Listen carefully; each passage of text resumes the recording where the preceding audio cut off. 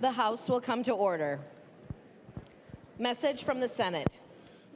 Message from the Senate. Madam Speaker, I hereby announce the honor to announce the Senate has appointed a committee of 5 members of the Senate to act with a like committee on the part of the House to escort the Honorable Tim Walz, Governor of the State of Minnesota, to the House Chamber for the Joint Convention on Wednesday, April 23, 2025 at 7 p.m.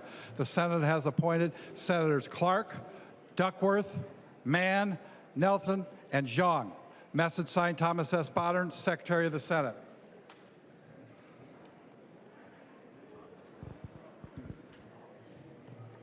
Madam Speaker, Madam Speaker. The chair recognizes the Sergeant at Arms. I have the honor to announce the arrival of the members of the Senate of the State of Minnesota. Members, please stand. The Sergeant at Arms will escort the members of the Senate to the front of the chamber.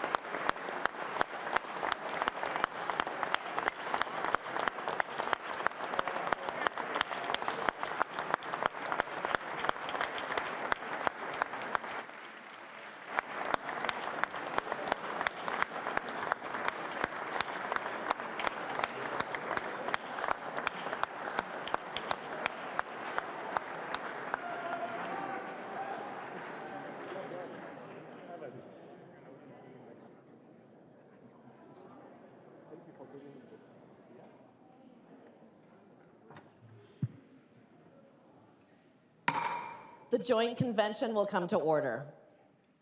Prayer by the chaplain.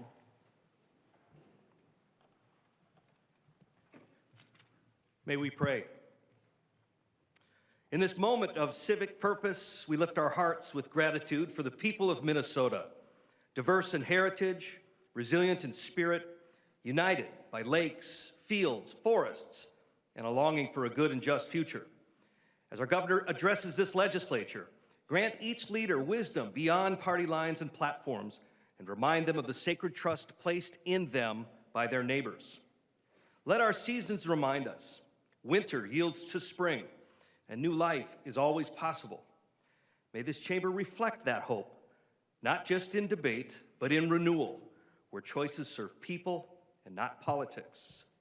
Strengthen each heart with courage, compassion, and clarity. And may all who serve beneath this Capitol dome do so with fierce devotion to the common good. In the unity of our shared calling and the beauty of our shared home, we offer this prayer. Amen. The chaplain for the Joint Convention is Chaplain Colonel Buddy Wynn, State Chaplain of the Minnesota National Guard in St. Paul, Minnesota. You may be seated.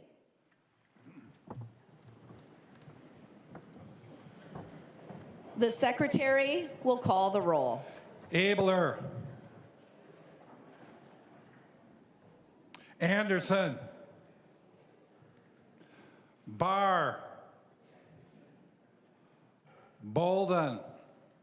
I recognize Senator Murphy.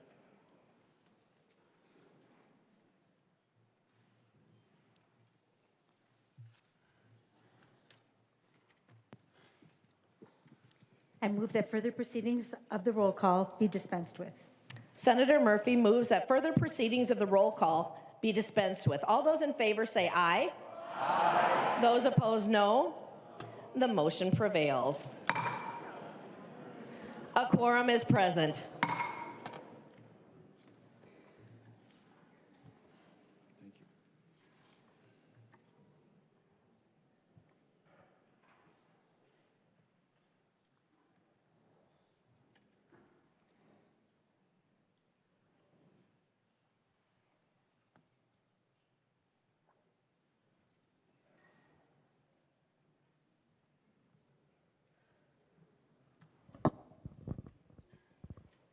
Madam President, Madam President. The chair recognizes the Sergeant at Arms. I have the honor of announcing the arrival of the Honorable Natalie E. Hudson, Chief Justice, the Honorable Members of the Supreme Court, and the Honorable Jennifer L. Frisch, Chief Judge of the Court of Appeals. Will you please stand? The Sergeant at Arms will escort the Chief Justice, the members of the Supreme Court, and the Chief Judge of the Court of Appeals to the front of the chamber.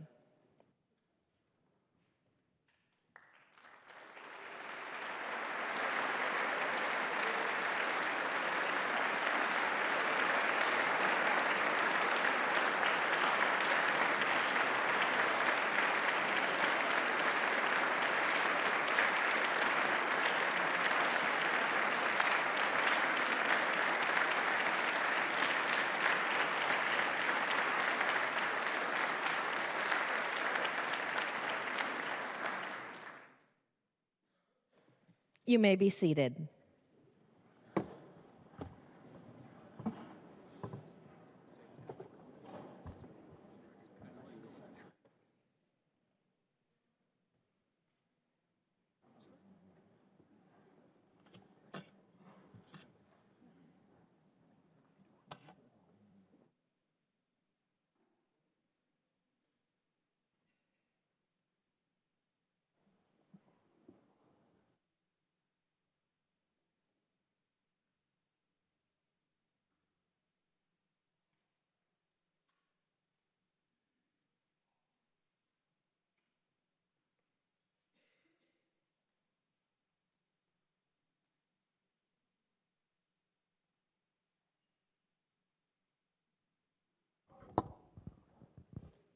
Madam President, Madam President, Chair recognizes the Sergeant at Arms. I have the honor to announce the arrival of the constitutional officers of the state of Minnesota, the Honorable Steve Simon, Secretary of State, the Honorable Julie Blaha, State Auditor, and the Honorable Keith Ellison, Attorney General. Will you please stand? The Sergeant at Arms will escort the constitutional officers to the front of the chamber.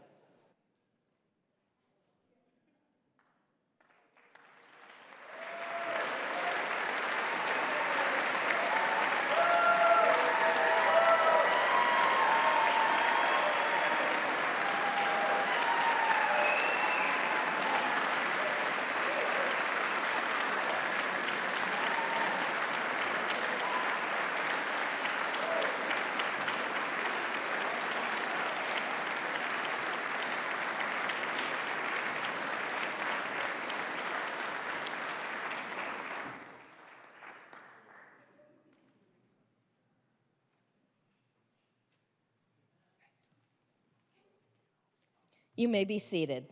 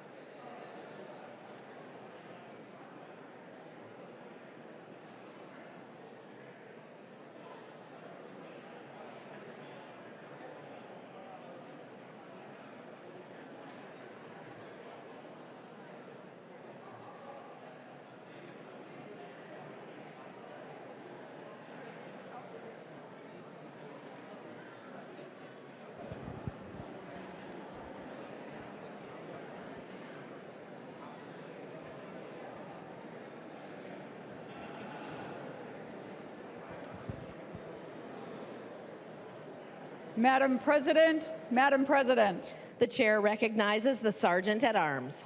I have the honor to announce the arrival of Congresswoman Betty McCollum. Will you please stand? The Sergeant at Arms will escort the distinguished guest to the front of the chamber.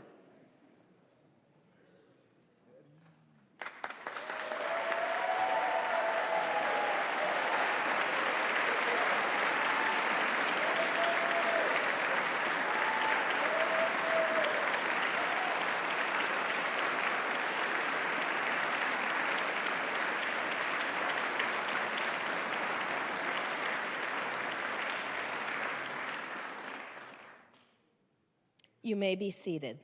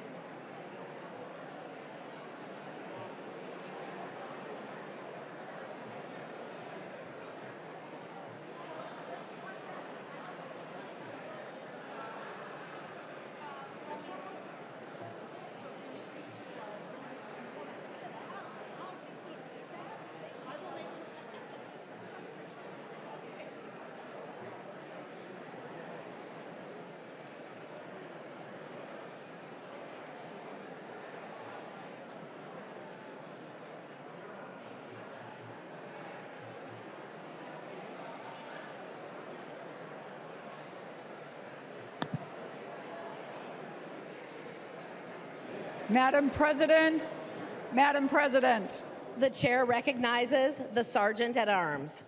I have the honor to announce the arrival of the Honorable Peggy Flanagan, Lieutenant Governor of the State of Minnesota. Will you please stand? The Sergeant at Arms will escort the Lieutenant Governor to the front of the chamber.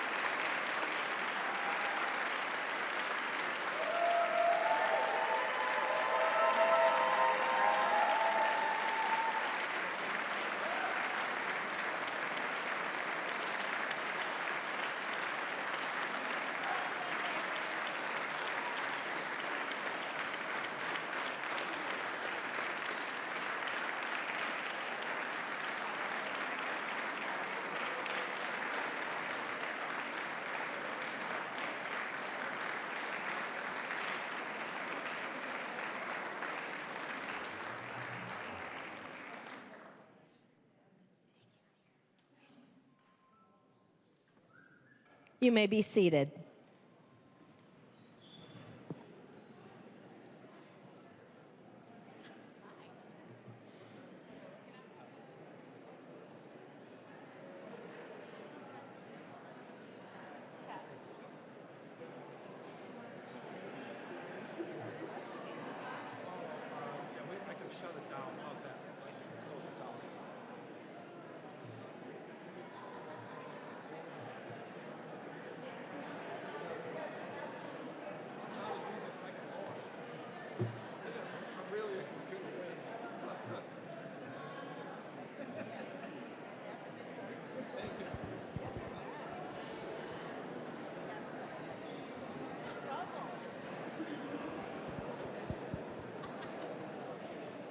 Madam President, Madam President, The chair recognizes the Sergeant at Arms. I have the honor to announce the arrival of the Honorable Tim Walz, Governor of the State of Minnesota, and his official party. Will you please stand? The Sergeant at Arms will escort the Governor and his official party to the front of the chamber.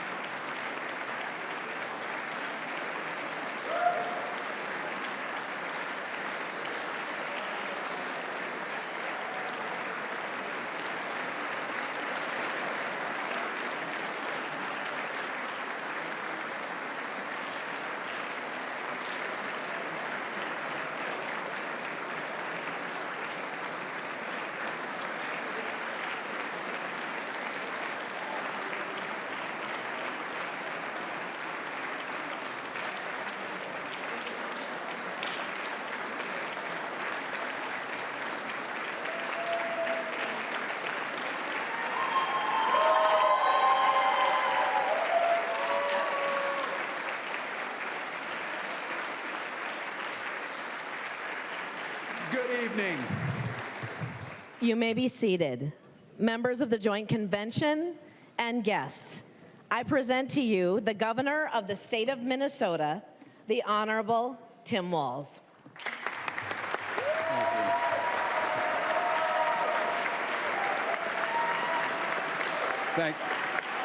Thank you all.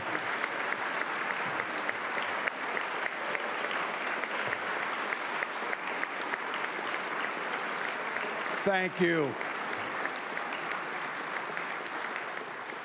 Speaker Demuth, Speaker Emerita Hortman, and members of the Minnesota House of Representatives. President Champion, Majority Leader Murphy, Minority Leader Johnson, and members of the Minnesota Senate.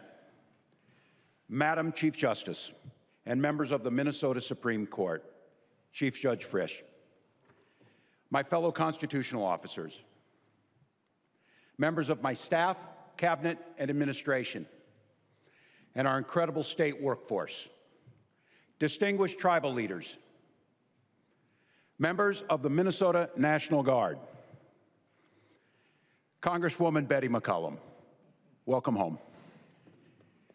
Lieutenant Governor Peggy Flanagan, and Minnesota's second gentleman, Tom Weber. He deserves it.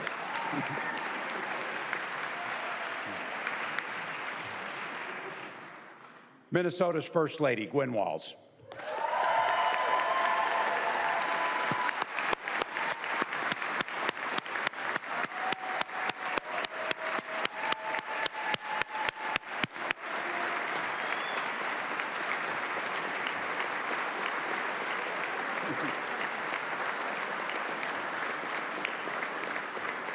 Honored guests and my fellow Minnesotans.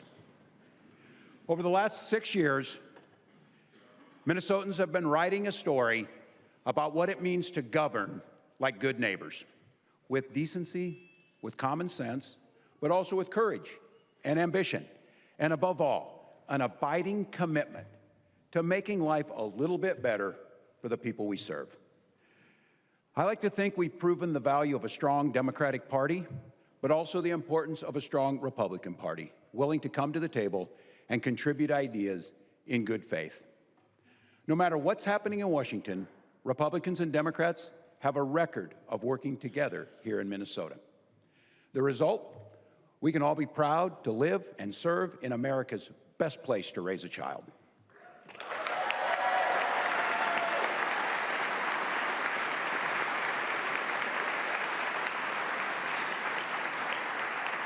And I'm not the only one who thinks so. The rest of the nation has taken notice of what we've done here in Minnesota and how we've done it. The truth is, no matter where you go in this beautiful country, people tend to want the same basic things out of the American life.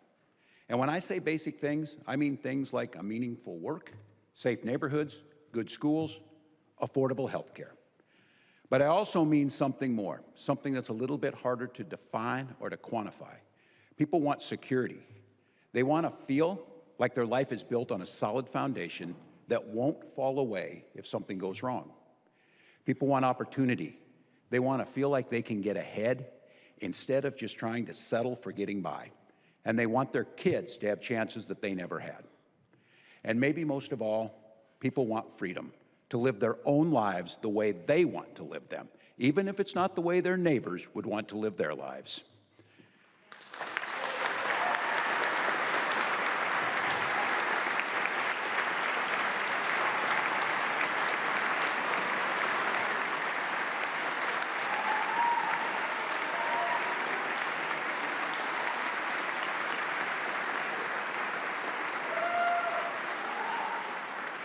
Security, opportunity, freedom.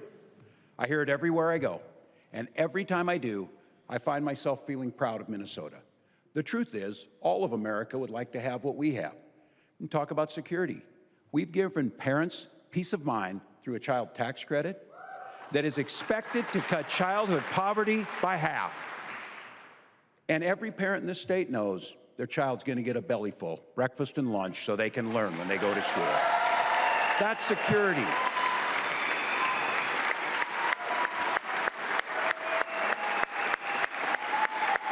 That's security.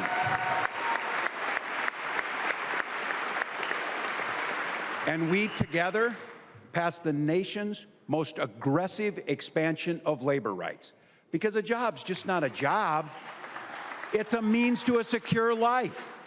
And it should come with benefits, like earned safe and sick time and the right to collectively bargain for a better life.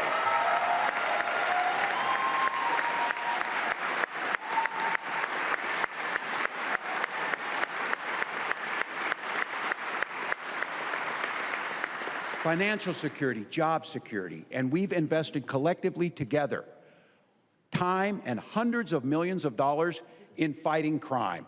And by the way, because of that work, crime is down across the state of Minnesota.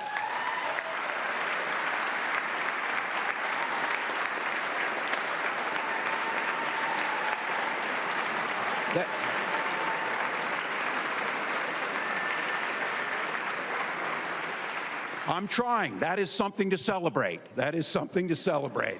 We've worked together to eliminate Social Security's taxes on the vast majority of Minnesota's seniors so nobody's parents will choose between prescription drugs and groceries.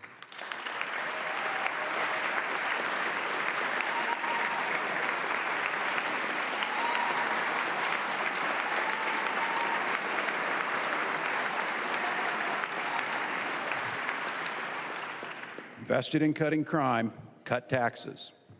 Those are things to celebrate. And in just a few months, we'll have one of the nation's most generous family and medical leave policies because no one should worry about losing their income while taking care of a loved one.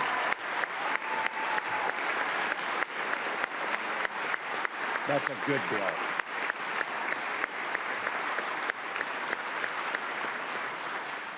And when it comes to opportunity, we've passed unprecedented funding for public education, and we worked in a bipartisan manner to make sure our kids actually get the benefits from that funding by enhancing our literacy programs together.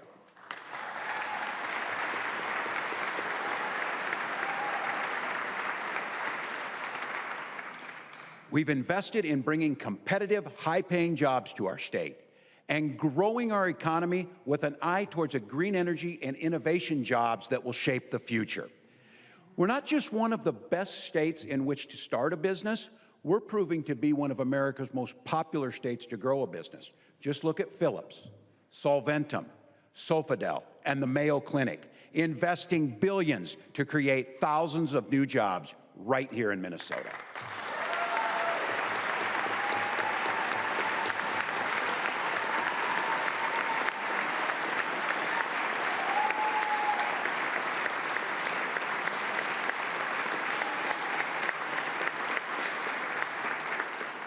And let's talk about freedom. Here in Minnesota, that freedom means several things. It means freedom from hunger and poverty. It means the freedom to worship or not. It means the freedom to be who you are any way you choose. And that is a birthright, not dependent on how much money you make, where your family came from, or the current issue of the day. That's what freedom looks like.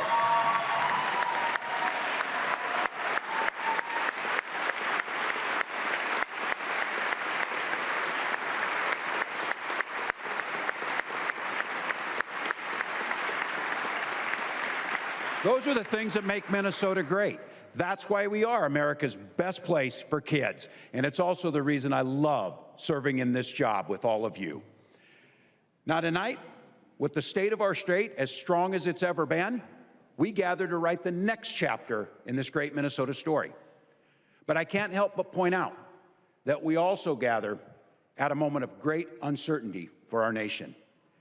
And let's be honest, this uncertainty, this chaos is no accident. The President of the United States has chosen to destroy the federal government's ability to help people. He literally hired the richest man in the world to take a chainsaw to the basic services that Minnesotans rely on to build better lives. His plan leaves nobody there working to prevent the next pandemic, nobody to pick up the phone at the Social Security office, nobody making sure kids with special needs get the quality education they deserve.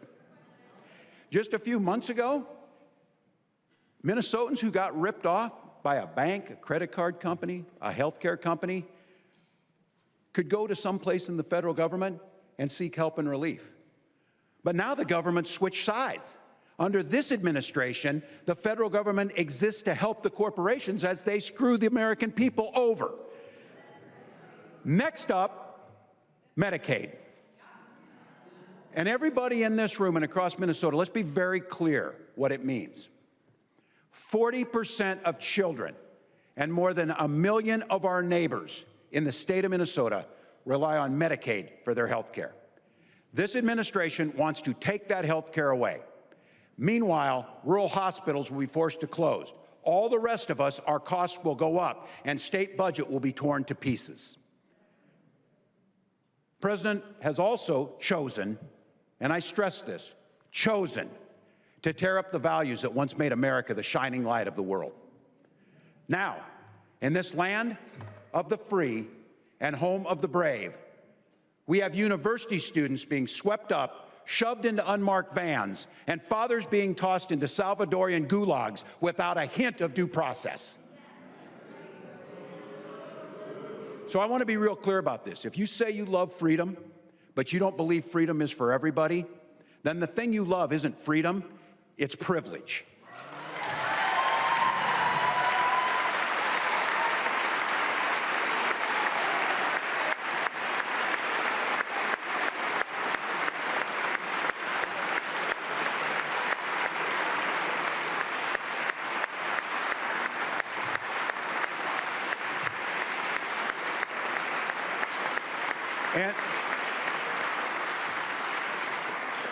And on an hour-by-hour, day-by-day basis, the President of the United States has chosen to throw our economy into turmoil.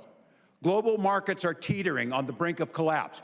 Businesses across this country and here in Minnesota are already laying off employees by the thousands. Working people are paying more for basic goods, and if you haven't checked your 401k lately, don't do it. So let's be very clear. None of this had to happen. When the president took office 3 months ago, there was no reason to throw a wrench in the works and destroy decades of work. But if you listen to anything that comes out of his mouth, one thing has become clear. He's just plain confused about how the world really works for working people. We're talking about a guy that slapped a 10% tariff on an island populated only by penguins. It'd be funny as hell if it wasn't true and stupid. It makes no sense to anyone. That isn't servant leadership. It's not any kind of leadership. It's small, it's weak, and it's petty. It takes the awesome power of the federal government and turns it into a crude weapon, wielded by a man who wants to be king. As governor, I will continue to do everything in my power to protect Minnesotans from getting hurt and continue to provide shelter from the storm for Minnesotans.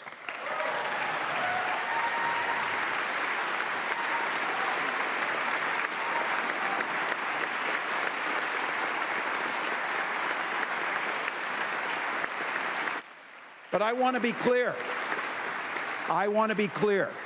It is not enough to complain about the damage of the administration is causing. It's not even enough to try and clean up as much of this mess as we can. We need to prove to the people of Minnesota and to the American people there is a better way to govern. Because the truth is, this current administration in Washington, they're not forever. These small petty men will disappear into the dustbin of history, and when they do, there will be an opportunity and an obligation to actually rebuild government so that it works for working people.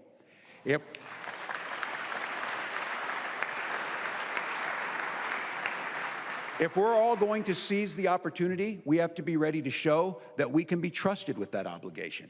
If we want to earn back the trust of the American people in government, we have to be honest about the fact government hasn't always deserved that trust in the first place. And if we want the chance to govern righteously, if we want the chance to govern ambitiously, then we have to do a better job of proving that we can govern responsibly.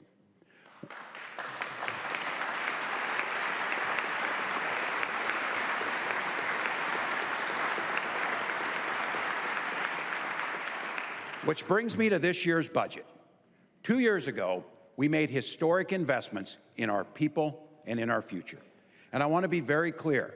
We are not walking away from the commitments we've made to our schools, to our health care, to green energy, to public safety, to feeding our kids, and to taking care of seniors. We keep that promise.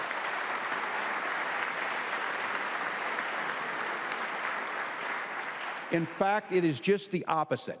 This year's budget protects those ambitious investments by embracing a spirit of responsibility and addressing some long-term budget challenges so that future leaders don't have to make impossible choices.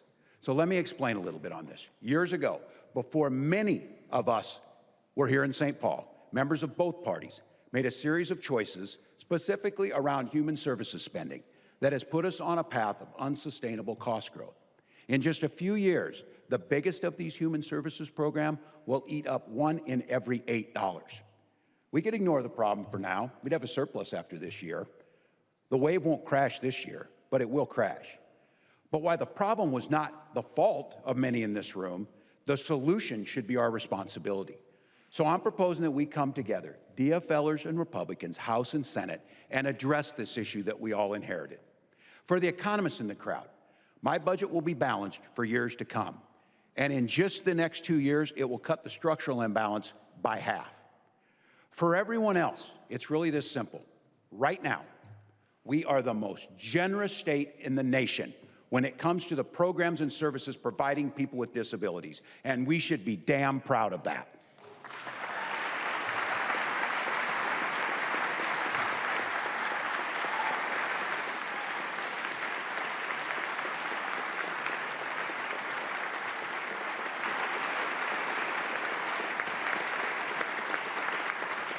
And the good news is this. After my budget is passed, we will still be the most generous state in the nation when it comes to these programs and services. And because of the efficiencies that we've proposed, we will be able to continue being the most generous state in the nation for many years to come. Bottom line,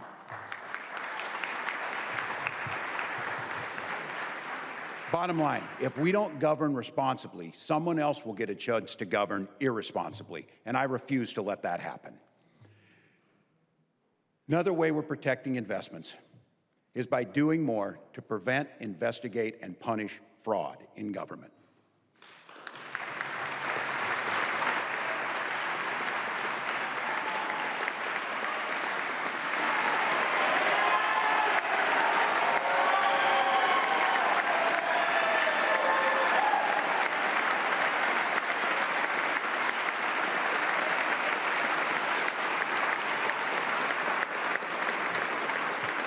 We all agree. I thought you'd like that. But look, it's easy to demagogue government spending. The truth is, as long as there have been programs aimed at helping people, there have been people looking to steal from those who need them the most. We've made strides in catching the bad actors, stopping their schemes. We've sent a lot of crooks to prison, but we can do more. Minnesota should have a zero-tolerance policy when it comes to misuse of taxpayer dollars and theft. And earlier this year, we took action.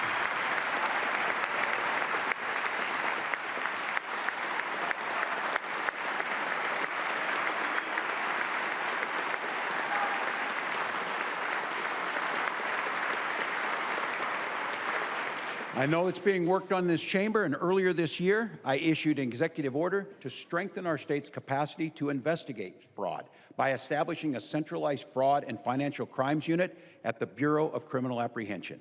I have a proposal before this chamber to use artificial intelligence to sniff out and catch the bad actors before they get their hands on the money, and a proposal to increase criminal penalties for theft of public funds by 20%.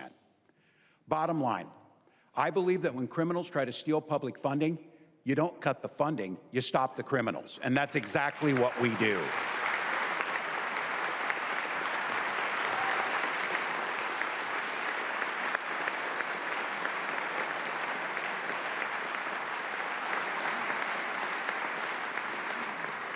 We're also working to improve the efficiency and customer service across state agencies. It's not enough to just spend taxpayer money responsibly. You should also be spending it effectively.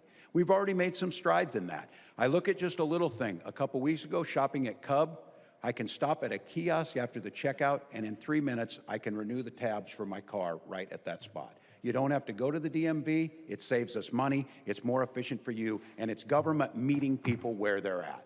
People deserve more bang for their buck, and that's exactly what this budget will deliver.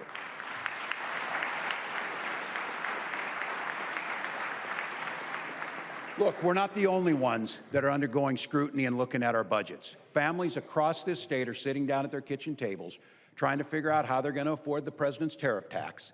And I can't stop those pointless policies coming from Washington. They're making everything more expensive.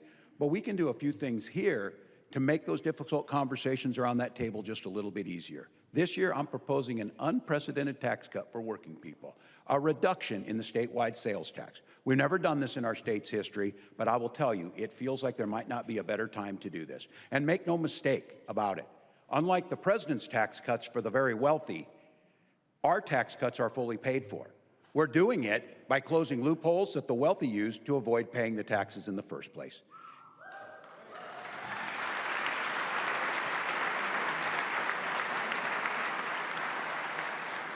Yes, and we're going to do this. Finally, we're going to ask the big health insurance companies to start paying their fair share with a reasonable increase. A reasonable increase that hasn't been raised in decades on the surcharge that we already ask HMOs to pay. Even as the administration pushes for nearly $1 trillion in cuts to Medicaid, which would shift the cost to states like Minnesota, we're making sure that that burden doesn't fall on working families. It can fall on the insurance companies.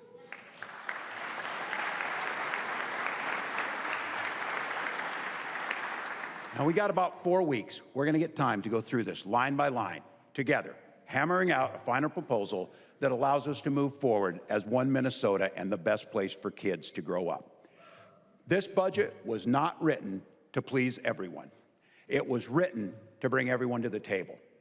And when we get there, we're going to have disagreements, no doubt. My progressive friends might have wished we were cutting a little less. My conservative friends might wish we were cutting a little bit more. My wife wishes that I would take the pay raise that was offered, but I turn it down. But this is how government's supposed to work.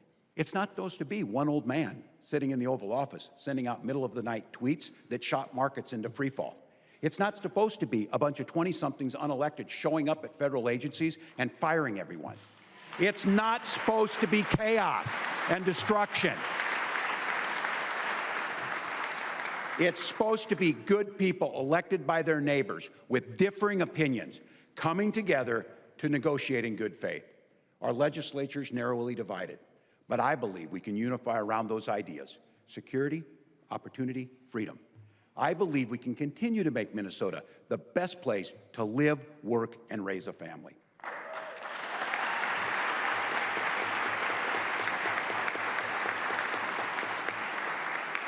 And I think we got a chance. And I believe we can show people, folks across the nation who are watching, that we can still work together to improve lives. Let's show the world what servant leadership really looks like. Thank you, and God bless each and every one of you, and God bless the great state of Minnesota. Let's get to work.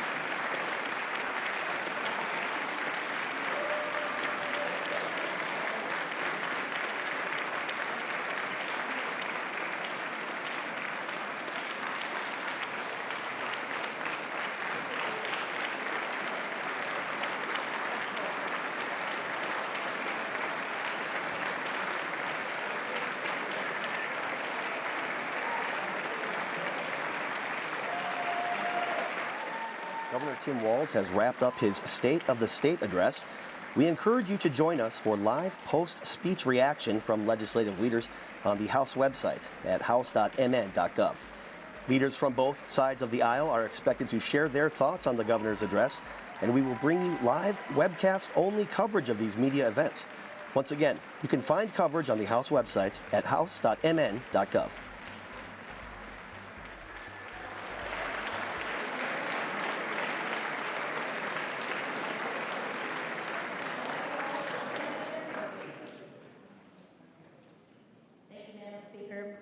I move that the joint convention do now adjourn.